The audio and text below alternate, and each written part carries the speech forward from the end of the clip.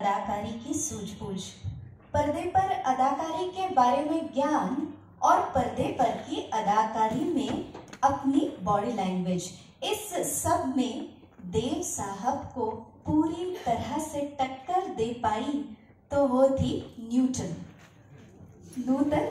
देव साहब उसे न्यूटन बुलाया करते और दोनों के अपने अपने सिद्धांत थे। न्यूटन यानी नूतन, जो मिस मसूरी और मिस इंडिया के बाद फिल्मी पर्दे पर अपनी अदाकारी का रंग बिखेर रही थी।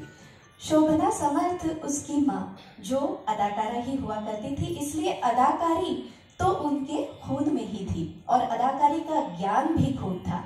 खूबसूरती के मामले में भी देव साहब और नूतन में से कौन ज्यादा खूबसूरत है ये हम नहीं बता सकते थे। देव साहब और नूतन दोनों की अपनी अपनी सूझबूझ और अपनी अपनी अदा थी। देव साहब ये मानते थे कि पर्दे पर कैमरा के एंगल को सेट करने के बाद ही अदाओं को कैमरा के सामने पेश किया जाए। वो बारीकी से देखते थे कि इस लाइन पर, इस डायलॉग पर या इस सीन में किस तरह से बॉडी लैंग्वेज होनी चाहिए, किस तरह से चेहरा और कैमरे का एंगल होना चाहिए, किस तरह से डायलॉग डिलीवरी होनी चाहिए। तो नूतन ये मानती थी कि हर कुछ बड़ी सहजता से होना चाहिए।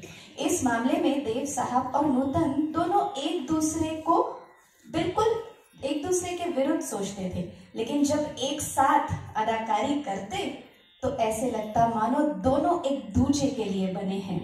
मंजिल, बारिश, तेरे घर के सामने और पेइंग गेस्ट।